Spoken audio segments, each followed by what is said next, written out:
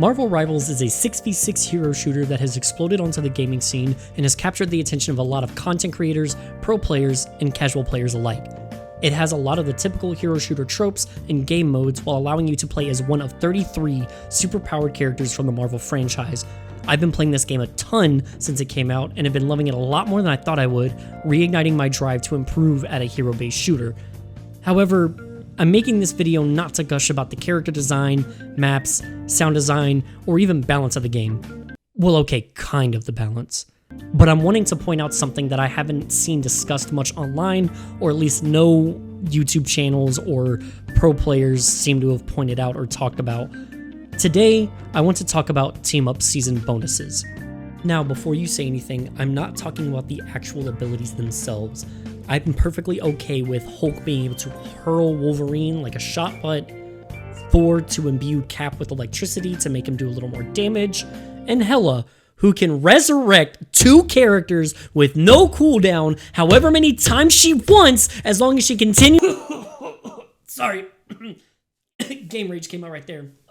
Anyways, but rather these, a straight up buff to the characters who enable the team up abilities. For example, Thor, who gets an additional 100 HP. This doesn't seem that big of a deal, but this allows Thor to be even better as a tank while not pushing him so far to the point where he's dishing out this level of damage while having as much HP as Venom after popping a Z and going to the all-you-can-eat buffet that is the enemy team. Funnily enough, Venom also gets 150 more HP to work with so that he can continue to dive the enemy backline in your games and live just a little bit longer before he starts complaining that you didn't heal him enough. Rocket gets a nice 5% healing bonus, while all the other supports get a nice 15% bonus. Wait, why did they do that? That's so mean! And then there's the Duelists, our beloved DPS role. Now, before I get to this next part, and honestly my main point of the video, I want to say that yes, I am mainly a Vanguard player. I love playing Thor and Magneto and being the biggest bully and denier I possibly could be, but I am also a former Widow one-trick, duelist/initiator player in Valorant, and overall COD crackhead, so I love my DPS characters as much as the next person. But these passives, I feel, are the source of the greatest amount of frustration when it comes to the current balance of the game. Let's look at them, shall we? Scarlet Witch and Spider-Man get a 10% damage buff. Okay, nothing insane, but definitely welcome, especially to Scarlet Witch. Iron Fist and Magic both get a 15% damage increase. Okay, so maybe that explains why these two characters hit harder than an abusive stepdad sometimes. But then we get to everyone's two favorite meta heroes, Hela, the goddess of death herself, and Hawkeye, everyone's favorite bowman. They both get a 20% damage bonus. Now, I know what you guys are thinking. Hey, but 20% isn't a ton. I don't think that's a huge deal.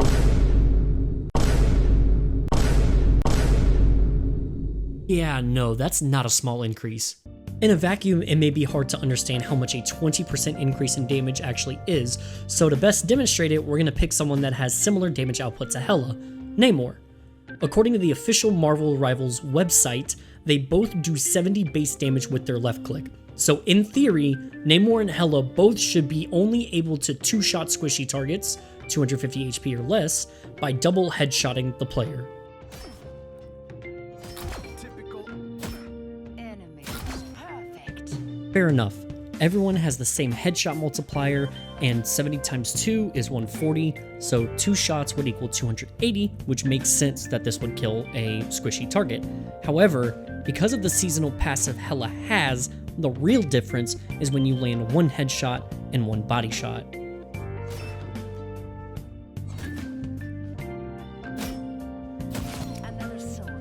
Yeah, I'm not going to get super math heavy here as I'm working on another video talking about damage amplification and the formulas for that currently, but essentially with the 20% boost, Hela's left click has an effective base damage of 84, which means a headshot will do 168.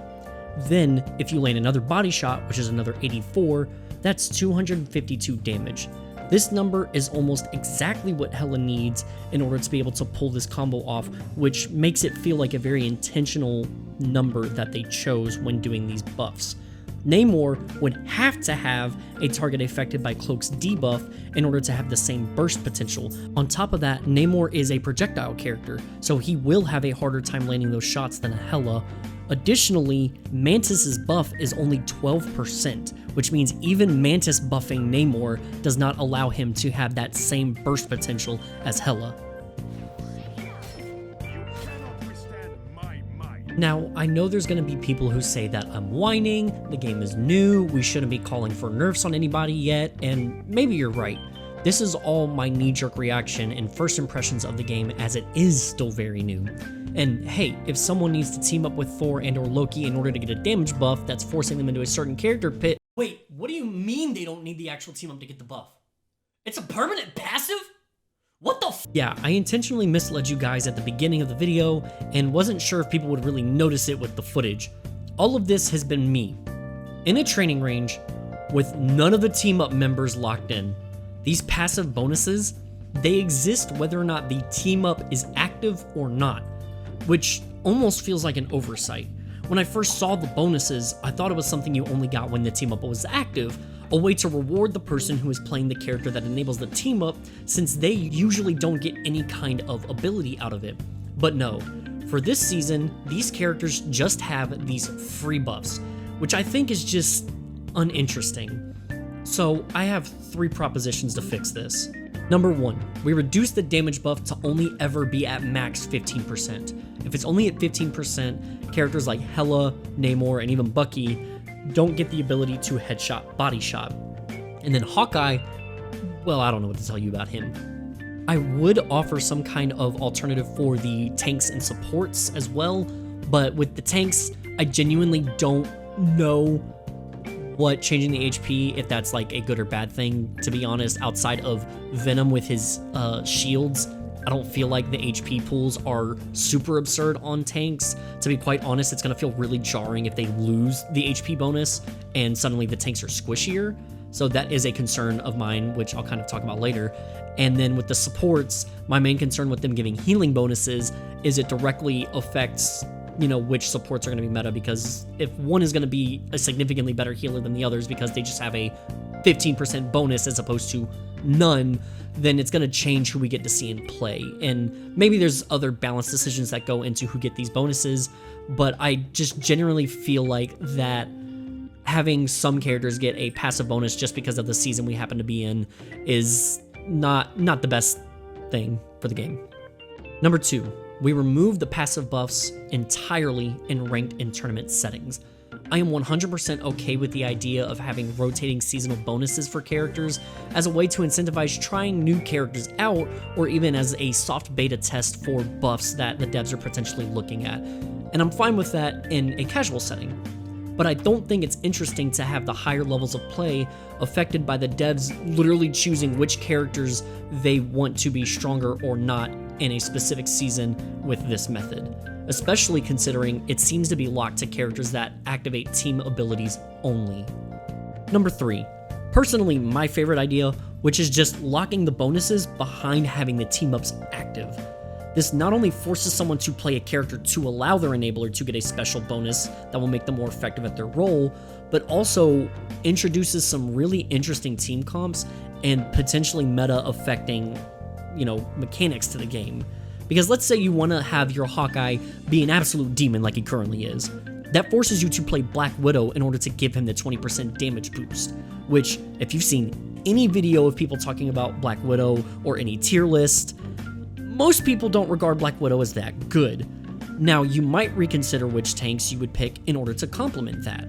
Or let's say in the case of your healers, Luna Snow can heal a good amount, but can be improved even further by having a Jeff or Namor on their team as well, which in turn gives them bonuses because of how Luna Snow interacts with the other characters. I just feel like making the team-ups themselves more powerful and interesting makes the main gimmick that this game already has, and it seems to be priding itself on, more appealing. And in Hela's case, she would need Thor and or Loki in order to become a monster. Now, I can see some people saying this would be a detriment to some characters, but I honestly feel like that's only our reaction because we've now gotten used to this being the base power level for all of them when it is actually not coded that way in the game. But again, I'm making this video to generate discussion and propose ways to make this more interesting or less frustrating or less polarizing. If seasonal bonuses are going to stick around and be a feature, I would hate for there to be a season where there's no balance patch, no new maps, no new heroes, and no new team-ups, only for a character who was fantastic last season to suddenly be bad, and a character who was okay suddenly become broken. Like, imagine if next season, Moon Knight got a 15% damage buff, and Hela lost the damage increases. Suddenly, Hela feels significantly weaker for seemingly no reason, and Moon Knight feels broken. Or look at the healers. Imagine there's no patch, and suddenly with the new season, you just straight up heal less because they decided to not give your support a healing buff this time. And it especially sucks that it's like this out of the gate, because this is everyone's initial thoughts on the game and power levels of the characters. Even taking them away in ranked right now would make the game as a whole feel different, but I would still rather this be addressed and possibly adjusted now than it becoming the norm and we deal with the future where meta is decided by seasonal bonuses as opposed to actual balance changes or any kind of player discoveries. I hope you guys will let me know your thoughts down in the comments below. I've never really made a video like this before, but I'm very passionate about this game and want to make sure it can be the best version of itself. As of the time I'm recording this, I'm currently Plat 1 and was almost at Diamond 3, but lost some really sad games. But I'm really trying hard to keep climbing, and if you ever want to see that, I'm streaming over at twitch.tv/DecoderTV. I do not have a super consistent schedule because of my work and lifestyle, but I try to stream whenever I can. Anyway, please consider liking the video and sharing it with your squad so we can spread the word about this, and I will see you guys in the next video or the next match of Rivals. Peace out.